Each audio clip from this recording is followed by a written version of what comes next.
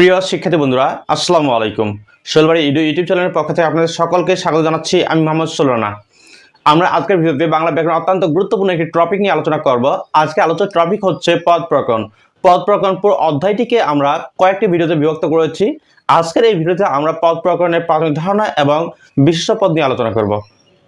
তার আগে ছোট্ট একটি রিকোয়েস্ট, যারা এখনো আমাদের শৈলবাড়ি ইউটিউব চ্যানেলটি সাবস্ক্রাইব করেনি তারা এখনই সাবস্ক্রাইব করে পাশে থাকা বেল আইকনটি প্রেস করে দিন, যাতে করে আমাদের পরবর্তী সকল ভিডিও নোটিফিকেশন আপনি পেয়ে যান। পদ, তাহলে পদ নিয়ে আলোচনা করতে গেলে প্রথমে যেই প্রশ্নটি মাথায় আসে সেটা হচ্ছে পদ কি বা পদ কাকে বলে। পদ সম্পর্কে দুটি সংখ্যা পদ্ধতি রয়েছে। প্রথম সংখ্যাটি হচ্ছে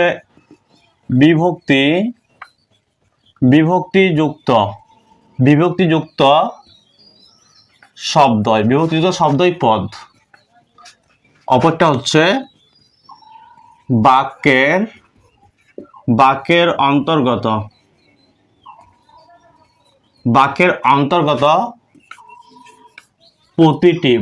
প্রতিটি শব্দই পদ।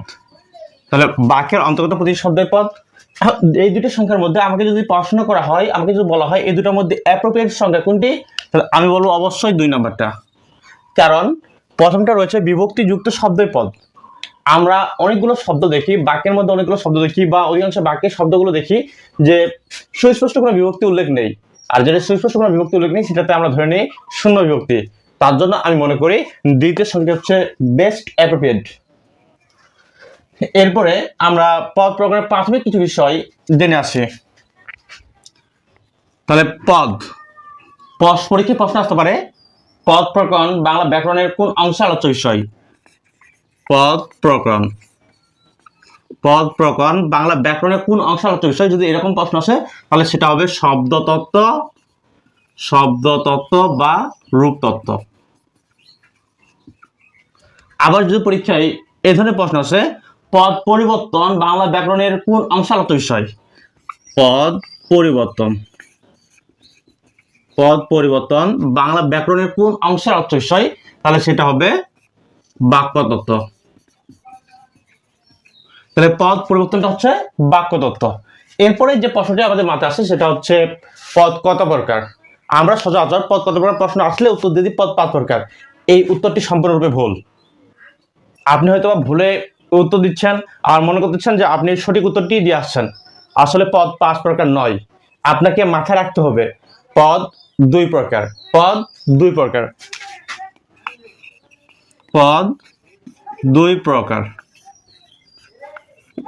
পদ হচ্ছে 2 প্রকার। তো 2 প্রকার কি কি আমরা সেটা একটু জানার চেষ্টা করি। প্রথমটা হচ্ছে সব্যয় পদ, দ্বিতীয়টা হচ্ছে অব্যয় পদ। তাহলে প্রথমে যে আমাদের প্রশ্ন করে পদ কত প্রকার? পদ 2 প্রকার। একটা হচ্ছে সব্যয় পদ, একটা হচ্ছে অব্যয় পদ। সব্যয় পদ এটা আবার 4 প্রকার। সব্যয় পদটা আবার হচ্ছে 4 প্রকার। সব্যয় পদ 4 প্রকার। তাহলে প্রথমটা হচ্ছে বিশেষ্য পদ, দ্বিতীয়টা হচ্ছে বিশেষণ পদ, তৃতীয়টা হচ্ছে সর্বনাম পদ, চতুর্থটা হচ্ছে ক্রিয়া। তাহলে প্রথমটা হচ্ছে বিশেষ্য, দ্বিতীয় বিশেষণ, তৃতীয় হচ্ছে সর্বনাম, আর চতুর্থ হচ্ছে ক্রিয়া। তাহলে সব্যয় পদটা 4 প্রকার। এখন যদি প্রশ্নটা এভাবে করে মোট পদ কত প্রকার, তাহলে উত্তর হবে মোট পদ হচ্ছে 5 প্রকার। তাহলে প্রশ্ন আমাদের মাথায় রাখতে হবে পদ কত প্রকার, তাহলে উত্তর হবে 2 প্রকার। মোট পদ কত প্রকার, তাহলে উত্তর হবে 5 প্রকার। আমরা এখন আলোচনা করব বিশেষ্য পদ নিয়ে। বিশেষ্য পদ। তাহলে বিশেষ্য পদ আলোচনা করতে গেলে প্রথমে আবার বিশেষ্য পদ কি সে প্রশ্নটি আসে। তাহলে বিশেষ্য পদ হচ্ছে কোনো কিছুর নাম, যে কোনো কিছুর নাম হচ্ছে বিশেষ্য পদ। যে কোনো কিছুর নামেই সেটা হচ্ছে বিশেষ্য পদ। আপনাকে যদি আমি ক্লাস 9-10 এর বাংলা ব্যাকরণের যে রেফারেন্স রয়েছে সেই রেফারেন্স দিয়ে থাকি, তাহলে সেখানে পদ রয়েছে, বিশেষ্য পদ রয়েছে 4 প্রকার।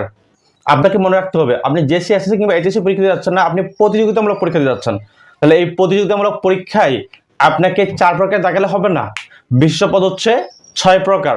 বিশেষ্য পদ 6 প্রকার। আমরা দেখে আসি বিশেষ্য পদ 6 প্রকার কি কি। 1 নম্বর হচ্ছে নাম বা সংজ্ঞাবাচক বিশেষ্য। নাম বা সংজ্ঞাবাচক। 2 নম্বর হচ্ছে জাতিবাচক, জাতিবাচক বিশেষ্য। 3 নম্বরে হচ্ছে বস্তুবাচক বিশেষ্য, বস্তুবাচক বিশেষ্য। 4 নম্বর হচ্ছে সমষ্টিবাচক বিশেষ্য, 4 নম্বর সমষ্টিবাচক বিশেষ্য। 5 নম্বর গুণবাচক বিশেষ্য, গুণবাচক বিশেষ্য। 6 নম্বর ভাববাচক বিশেষ্য, 6 নম্বর হচ্ছে ভাববাচক বিশেষ্য। তাহলে আমরা এগুলো পর্যায়ক্রমে শিখবো যে কোনটা কোন বিশেষ্য। যেন পরীক্ষায় আসে, পরীক্ষায় বেশিরভাগ প্রশ্ন আসে এই কোনটা কোন ধরনের বিশেষ্য পদ, সেটা নিয়ে পরীক্ষায় প্রশ্নগুলো দেখা যায়। আমরা সেগুলো ডাউট ক্লিয়ার হবো। প্রথমে হচ্ছে নাম বা সংজ্ঞাবাচক। তাহলে নামবাচক কি? কোনো কিছু নির্দিষ্ট নাম, নির্দিষ্ট বলতে স্পেসিফিক যে নামগুলো রয়েছে, তাহলে এখানে বলতে পারি স্পেসিফিক নাম, স্পেসিফিক নাম অর্থাৎ কোনো কিছু নির্দিষ্ট নাম। যেমন রহিম, করিম, রহিমউদ্দিন, সলিমউদ্দিন, করিমউদ্দিন এগুলো হচ্ছে ব্যক্তির নির্দিষ্ট নাম। ঢাকা, চট্টগ্রাম, কুমিল্লা, কক্সবাজার, চিটাগাং এগুলো হচ্ছে শহরের নাম। আবার Bangladesh, Bharat, Pakistan, Nepal, Netherland, Indonesia, Argentina, Brazil, Australia, England এগুলো হচ্ছে দেশের নাম। আবার পদ্মা, মেঘনা, যমুনা, কর্ণফুলী, ব্রহ্মপুত্র এগুলো হচ্ছে নদের নাম বা নদীর নাম। এরপর আসে জাতিবাচক বিশেষ্য। তাহলে জাতিবাচক বিশেষ্য বলতে এমন একটি নাম যে নাম দ্বারা একজনকে বোঝাবে না, সমগ্র জাতিটাকে বা সমগ্র গোষ্ঠীটাকে, ওই সমগ্র গোষ্ঠীটাকে বোঝাবে, সেটা হচ্ছে জাতিবাচক বিশেষ্য। তাহলে এটা সমগ্র গোষ্ঠীকে বোঝাবে, সমগ্র গোষ্ঠীকে বোঝাবে। তাহলে সমগ্র গোষ্ঠীকে যদি বোঝায় তাহলে সেটাকে আমরা বলবো জাতিবাচক বিশেষ্য। যেমন আমরা বলতে পারি আমি বাঙালি। এই বাঙালি শব্দটা বলতে গেলে আমি কি একাই বাঙালি? না, আমি একাই না, যারা বাংলা ভাষায় মনের ভাব আদান প্রদান করে থাকে তারা সকলে বাঙালি। আবার আমি মুসলিম, আমি কি একাই মুসলিম? না, মুসলিম পুরো জাতিটাকে বোঝানো হচ্ছে। আবার হিন্দু, বৌদ্ধ, খ্রিস্টান, চাকমা, মারমা, গারো, ত্রিপুরা এ ধরনের অনেকগুলো রয়েছে, অনেকগুলো ক্ষুদ্র নিগোষ্ঠী রয়েছে যেগুলো দ্বারা সমগ্র জাতিটাকে বোঝায়, সেগুলো হচ্ছে জাতিবাচক বিশেষ্য। আরো বলতে পারি যেমন মরুভূমি, মরুভূমি দিয়ে সমগ্র মরুভূমিকে বোঝায়। যেমন কিছু আগে নদীর কথা বলা হলো, নদীর স্পষ্ট নাম যদি না বলা হয় বা স্পেসিফিক নামগুলো যদি না বলা হয়, সো নদী দ্বারা কোনো নির্দিষ্ট নদীকে বোঝানো হচ্ছে না, সমগ্র নদীগুলোকে বোঝানো হচ্ছে। তারপরে অনেকগুলো দেশের নাম বলা হয়েছিল, দেশের নামগুলো তো স্পেসিফিক নাম বোঝায়, কিন্তু দেশ এই শব্দটা সমগ্র পৃথিবীতে যতগুলো দেশ হচ্ছে সবগুলোকে বোঝানো হচ্ছে। এই শব্দগুলোকে মূলত বলা হচ্ছে জাতিবাচক বিশেষ্য। এরপরে আমরা এই নামবাচক এবং জাতিবাচক এই দুটার মধ্যে একটি ছোট্ট পার্থক্য রয়েছে। এই পার্থক্যটা আমরা বোঝার চেষ্টা করবো যে কোনটা নামবাচক কোনটা জাতিবাচক, বা আমরা জাতিবাচক বিশেষ্যটাকে কিভাবে নামবাচক বিশেষ্যে রূপান্তর করতে পারবো সেই বিষয়গুলো আমরা লক্ষ্য করি। আমি যদি বলি দেশ, আপনারা আমার সাথে সহমত হবেন এটা জাতিবাচক বিশেষ্য। কিন্তু এর সামনে যদি আমি যুক্ত করে দিই বাংলা, তাহলে হয়ে গেল বাংলাদেশ। এবার এই দেশটার সামনে বাংলা যুক্ত হয়ে এটা হয়ে গেল স্পেসিফিক একটা দেশের নাম, তাহলে এটা হয়ে যাবে নামবাচক বিশেষ্য। আবার যদি বলি মরুভূমি, মরুভূমি, তাহলে মরুভূমি আপনার সহমত যে এটাও জাতিবাচক বিশেষ্য। কিন্তু এর সামনে যদি একটা স্পেসিফিক নাম দেওয়া হয় সাহারা, সাহারা মরুভূমি, তাহলে এটা নির্দিষ্ট একটা নাম হয়ে যাচ্ছে, তার জন্য এটা হয়ে যাবে নামবাচক বিশেষ্য। তাহলে যদি জাতিবাচক বিশেষ্যের পূর্বে কোনো শব্দ যুক্ত করে দেওয়া হয় বা নির্দিষ্ট শব্দ যুক্ত করে দেওয়া হয় তাহলে সেটা হয়ে যাবে নামবাচক বিশেষ্য। এরপরে রয়েছে বস্তুবাচক। বস্তুবাচক বলতে যাদের প্রাণ নেই এমন জিনিস, যেমন chair, table, stand, mobile, marker, bulb, ছাদ ইত্যাদি। তাহলে এটা আমরা বলতে পারি যেগুলোর প্রাণ নেই সেগুলো হচ্ছে বস্তুবাচক। প্রাণহীন, প্রাণহীন, তাহলে যে বস্তুগুলোর প্রাণ নেই সেগুলোকে মূলত আমরা বলবো বস্তুবাচক। এখানে একটা বিষয় লক্ষ্য করেন, তাহলে আমরা যেটা নির্দিষ্ট নাম বোঝাবে সেটা হচ্ছে নামবাচক, যেটা সমগ্র গোষ্ঠীকে বোঝাবে সেটা হচ্ছে জাতিবাচক, আর যেটা প্রাণহীন যে বস্তুগুলো রয়েছে বা প্রাণহীন যে জিনিসগুলো রয়েছে সেটা হচ্ছে বস্তুবাচক। এবার আসেন এই তিনটার মধ্যে আপনাদেরকে একটা প্রশ্ন ছেড়ে দিচ্ছি, আপনারা এই প্রশ্নটার উত্তর করেন। প্রশ্নটি লক্ষ্য করি, তাহলে আমি যদি বলি মরুভূমি, মরুভূমি, তাহলে আপনারা আমার সাথে সহমত এটা হচ্ছে জাতিবাচক বিশেষ্য, জাতিবাচক বিশেষ্য। আবার যদি এই মরুভূমির সামনে আমি যুক্ত করি সাহারা মরুভূমি, সাহারা মরুভূমি, তাহলে যেহেতু সাহারা নামটা যুক্ত হয়ে গেল তাহলে এটা হয়ে যাবে নামবাচক, নামবাচক বিশেষ্য। আবার ঠিক একইভাবে আমি যদি বলি মার্কার, তাহলে মার্কার এটা একটা বস্তু, তাহলে এটা বস্তুবাচক, আপনার সহমত? বস্তুবাচক। আবার যদি বলি যেমন এটা রয়েছে art line marker, art line marker, তাহলে আর্ট লাইন মার্কার, এটা মার্কারের পূর্বে নির্দিষ্ট নাম দেওয়া হলো, তাহলে এটা হয়ে যাবে নির্দিষ্ট অর্থাৎ নামবাচক বিশেষ্য। তাহলে এখানে লক্ষ্য করি যেহেতু এটা নামবাচক বিশেষ্য, এখানে আমার প্রশ্নটা মরুভূমি এটা জাতিবাচক, মার্কার এটা বস্তুবাচক। মরুভূমি এটা যদি জাতিবাচক হয় তাহলে মার্কার এটা জাতিবাচক নয় কেন? কারণ মার্কার দিয়ে আমি তো নির্দিষ্ট আউটলাইন মার্কারকে বোঝাচ্ছি না, বা রেড ক্লিপ মার্কারকে বোঝাচ্ছি না, বা ফেব্রিকেশন মার্কার কিংবা white board marker, permanent marker এরকম নির্দিষ্ট করে দিচ্ছি না। এটা যেহেতু পুরো মার্কার জাতিটাকে বোঝাচ্ছে, তাহলে এটা জাতিবাচক বিশেষ্য হলো না কেন? আবার অপদিক থেকে এটা যদি বস্তুবাচক হয়, কারণ এটার প্রাণ নেই তার জন্য বস্তুবাচক, তাহলে মরুভূমি এটারও তো প্রাণ নেই, এটা বস্তুবাচক। তাহলে এটা বস্তুবাচক, ওটা বস্তুবাচক নয় কেন? জাতিবাচক। আবার ওটা জাতিবাচক, এটা কেন জাতিবাচক নয়? এই জায়গায় আমার প্রশ্ন আসেন, সেই যে কনফিউশন, এই কনফিউশনটা দূর করে দিচ্ছি। পৃথিবীতে যতগুলো জিনিস রয়েছে সবগুলো হচ্ছে দুই প্রকার, একটা হচ্ছে আর্টিফিশিয়াল আর একটা হচ্ছে ন্যাচারাল। আর্টিফিশিয়াল বলতে যেগুলো হচ্ছে মানব সৃষ্ট, আর একটা হচ্ছে ন্যাচারাল যেটা প্রাকৃতিক অর্থাৎ প্রকৃতিক প্রদত্ত। তাহলে আর্টিফিশিয়াল, আর্টিফিশিয়াল বলতে যেগুলো মানব সৃষ্ট সবগুলো হচ্ছে বস্তুবাচক, মানব সৃষ্ট সবগুলো হচ্ছে বস্তুবাচক, এটা মাথায় রাখতে হবে। আবার অপদিক থেকে আরেকটা রয়েছে ন্যাচারাল। তাহলে ন্যাচারালটা আমরা লক্ষ্য করি, ন্যাচারাল হচ্ছে প্রাকৃতিক যেগুলো অর্থাৎ প্রকৃতি প্রদত্ত যেগুলো সেগুলো হচ্ছে ন্যাচারাল। এটা আবার দুই প্রকার, অর্থাৎ এটাকে এক প্রকার রয়েছে যেটা গণনা করা যাবে কাউন্টেবল, আর একটা রয়েছে যেটা গণনা করা যাবে না আনকাউন্টেবল। তাহলে একটা হচ্ছে কাউন্টেবল যেটা গণনাযোগ্য, আর একটা হচ্ছে আনকাউন্টেবল। তাহলে এই জায়গায় আমাদের মাথায় রাখতে হবে কাউন্টেবল যেগুলো গণনা করা যাবে সেটা হচ্ছে জাতিবাচক, যদি গণনা করা যায় সেটা হচ্ছে জাতিবাচক, যদি গণনা করা না যায় তাহলে সেটা হবে বস্তুবাচক। আমরা উদাহরণে ক্লিয়ার হচ্ছে, একদম বলে ক্লিয়ার হয়ে যাব। তাহলে কাউন্টেবলটা হচ্ছে আমরা মাথায় রাখবো, কাউন্টেবলটা হচ্ছে জাতিবাচক। তাহলে আমরা এখানে লক্ষ্য করতে পারি যেটা কাউন্টেবল সেটা হচ্ছে জাতিবাচক। মরুভূমি যত বড় হোক না কেন সেটা গণনা করা যাবে, তাহলে সেটা হবে জাতিবাচক। আবার এক নদী যত বড় হোক না কেন সেটা গণনা করা যাবে, তাহলে সেটা জাতিবাচক। আর অপোজিট থেকে লক্ষ্য করি আনকাউন্টেবল যেটা সেটা হচ্ছে বস্তুবাচক। তাহলে আনকাউন্টেবল কোনগুলো? আচ্ছা, আমরা চাল গণনা করা যাবে না এমনটা না, চাল ইচ্ছা করলে গণনা করা যাবে, কিন্তু আমরা বাজারে গিয়ে কি এরকম বলি দোকানে কে যে আমাকে 5,000 কিংবা 10,000 চাল দেন? না, এরকম বলি না। আমরা কি বলি যে আমাকে 5 কেজি 10 কেজি কিংবা 50 কেজি চাল দেন। তাহলে যেগুলো মেজারের মাধ্যমে নেওয়া হচ্ছে সেগুলো হচ্ছে বস্তুবাচক বা আনকাউন্টেবল, সেগুলো হচ্ছে আনকাউন্টেবল, আর আনকাউন্টেবল গুলো হচ্ছে বস্তুবাচক। আবার অপরদিক থেকে আমরা যদি তেল ক্রয় করতে যাই তাহলে বলি না আমাকে 5 বিন্দু বা 5 ফোঁটা তেল দেন, কিংবা 10 ফোঁটা বা 10,000 ফোঁটা তেল দেন, এরকম বলি না। আমরা কি বলি 1 লিটার 2 লিটার বা 5 লিটার তেল দেন, এরকম ভাবে বলি। আমরা লবণ ক্রয় করতে গিয়ে বলি না যে আমাকে লবণে 5,000 দানা দেন, বা চিনি ক্রয় করতে গিয়ে আমরা বলি না চিনি 10,000 দানা দেন। আমরা কি বলি ওই জায়গায়? আমরা বলি যে 1 কেজি বা 5 কেজি কিংবা 10 কেজি লবণ কিংবা চিনি দেন। তাহলে যেগুলো আমরা গণনা করতে পারি কিন্তু গণনার মাধ্যমে নিচ্ছি না সেগুলো হচ্ছে আনকাউন্টেবল। আবার দেখেন এখানে আপনি মনে করেন যে একটা পুকুর ভাট করবেন, এই পুকুর যে ভাট করবেন আপনি ট্রাক ড্রাইভারের সাথে যোগাযোগ করলেন, ওখানে ট্রাক ড্রাইভারকে কি এরকম গিয়ে বলেন যে ভাই আমার এখানে 10,000 বালু লাগবে বা 10,000 কোটি বালু লাগবে, 10,000 কোটি বালু ফেলান? না, এরকম তো বলেন না।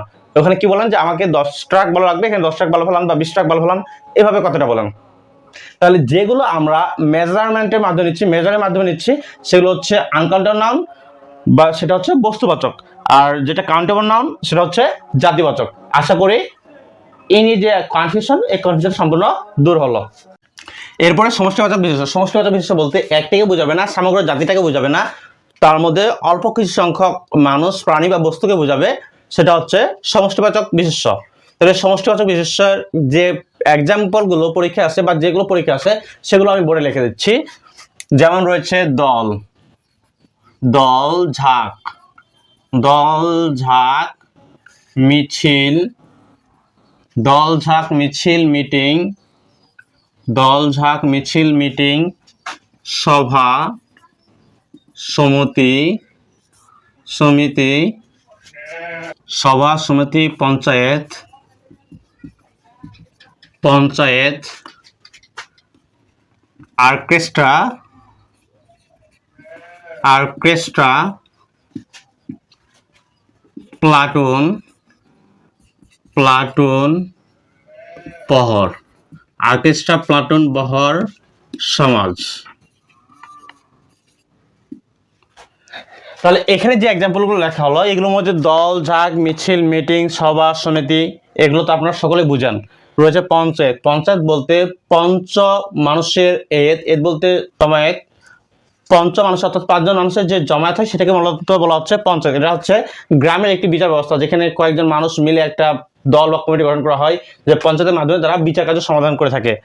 অর্কেস্ট্রা এটা হচ্ছে একটা ইংলিশ শব্দ, এর বাংলা হচ্ছে বাদক দল। বাদক দলে একজন থাকে না, এখানে কেউ তবলা বাজায়, কেউ ঢোল বাজায়, কেউ হারমোনিয়াম বাজায়, কেউ গান করে, কেউ বাঁশি বাজায়, অনেকগুলো মানুষ মিলে হচ্ছে অর্কেস্ট্রা বা বাদক দল। এরপর হচ্ছে প্লাটুন। প্লাটুন বলতে এখানে 21 থেকে 31 জন সৈন্যকে বোঝানো হচ্ছে। 21 থেকে 31 জনের সৈন্য দলকে বোঝানো হচ্ছে প্লাটুন। তার বহর। বহর বলতে এগুলো মূলত যানবাহনের ক্ষেত্রে ব্যবহার করা হয়ে থাকে। বহর আমরা অনেক সময় বলে থাকি মন্ত্রীর গাড়ি বহর এদিকে আছে, বা আমরা যদি মুক্তিযুদ্ধের বিষয়টাকে মনে করি তাহলে আমাদের প্রতিপক্ষ পাকিস্তানের পক্ষে আমেরিকা সপ্তনৌবহর ভারত মহাসাগরে প্রেরণ করেছিল। এই সপ্তনৌবহর বলতে একটাকে বোঝানো হচ্ছে না, এখানে অনেকগুলো যুদ্ধ জাহাজ ছিল, সেগুলোকে একসাথে বহর শব্দটি ব্যবহার করা হয়েছে। সমাজ এটা তো আপনারা বুঝেন। এরপরে গুণবাচক। গুণবাচক নিয়ে যে আলোচনা, গুণবাচক বলতে অ্যাডজেক্টিভ। গুণ বা অ্যাডজেক্টিভকে বোঝাবে না, এখানে বোঝাবে গুণ বা অ্যাডজেক্টিভের যে নাম, এই নামটাকে বোঝাবে। যদি বলি মেয়েটি সুন্দর, সুন্দর শব্দটি হচ্ছে অ্যাডজেক্টিভ বা গুণ। বিশেষণ পদ, বিশেষণ পদের যে নাম, এই সুন্দর, এই সুন্দর শব্দটির যে নাম রয়েছে সৌন্দর্য, সৌন্দর্য। এই সৌন্দর্য শব্দটি হচ্ছে এই সুন্দরের বিশেষ্য পদ বা গুণবাচক বিশেষ্য। আবার যদি বলি তরুণ ছেলেটি, তরুণ ছেলেটি, তরুণ, তরুণ হচ্ছে ছেলেটির অবস্থাবাচক একটা গুণ। অবদিক থেকে যদি বলি ছেলেটির তারুণ্যে দীপ্ত, তারুণ্যে, তারুণ্যে দীপ্ত, তাহলে এই তারুণ্য শব্দটি হচ্ছে গুণের নাম অর্থাৎ গুণবাচক বিশেষ্য। কলার তিতা আমাক ভালো লাগে না, বা তিতা কলা আমাক ভালো লাগে না, এই কথাটাকে যদি এভাবে বলি কলার তিক্ততা আমাকে ভালো লাগে না, তাহলে তিতা শব্দের গুণবাচক বিশেষ্য হচ্ছে তিক্ততা। কলার তিক্ততা আমার ভালো লাগে না। মধু মিষ্টি, এই মিষ্টিটা হচ্ছে বিশেষণ পদ। আবার মধুর মিষ্টটা, মধুর মিষ্টটা খুব সুন্দর, তাহলে এখানে মিষ্টতা শব্দটা হচ্ছে গুণবাচক বিশেষ্য। এরপরে ভাববাচক বিশেষ্য। ভাববাচক বিশেষ্য বলতে ক্রিয়াপদের নামকে বোঝাবে। আমরা অনেক সময় আমার যাওয়া হলো না, আমার খাওয়া হলো না, এগুলোর ক্ষেত্রে যাওয়া খাওয়া এগুলোকে ক্রিয়াপদ মনে করে থাকি, আসলে এটা ভুল। হলো না এটা হচ্ছে ক্রিয়াপদ, যাওয়া খাওয়া এগুলো ক্রিয়াপদ নয়। কি হলো না, যাওয়া হলো না, খাওয়া হলো না, এগুলো ক্রিয়াপদ নয়। তাহলে আমরা এটাকে লক্ষ্য করি, যেমন শয়ন, গর্জন, তারপরে আমরা বলতে পারি খাওয়া, যাওয়া। এগুলোর ক্ষেত্রে যদি আমরা দেখি অন প্রত্যয় যোগে কিংবা আপ্রত্যয় যোগে যে শব্দগুলো গঠিত হয় সেগুলো ক্রিয়াপদ নয়, সেগুলো হচ্ছে ভাববাচক বিশেষ্য। তাহলে এখানে আমরা যদি দেখি শয়ন, শয়ন, তাহলে শেষে অন অর্থাৎ সরেয় দুধ অন এটা আছে। গর্জন, এই জায়গাও ঠিক এক অবস্থা, অন প্রত্যয় আছে। খাওয়া আপ্রত্যয় আছে, তাহলে অন বা আপ্রত্যয় যোগে যদি কোনো শব্দ গঠিত হয় অর্থাৎ কোনো ক্রিয়াপদ গঠিত হয় তাহলে সেটা হচ্ছে ভাববাচক বিশেষ্য। আশা করি পদ প্রকরণের প্রাথমিক ধারণা এবং বিশেষ পদ নিয়ে আগ্রহ সমস্যা হওয়ার কথা না। পরবর্তী ভিডিও না আসা পর্যন্ত আপনারা সুস্থ থাকুন আর আমাদের শৈলবাড়ি ইউটিউব চ্যানেলের সাথে থাকুন। যারা এখনো সাবস্ক্রাইব করেননি চ্যানেলটি সাবস্ক্রাইব করে পাশে থাকা বেল আইকনটি প্রেস করে দিন, যাতে করে পরবর্তী সকল ভিডিও নোটিফিকেশন আপনি সবার আগে পেয়ে যান। আসসালামু আলাইকুম।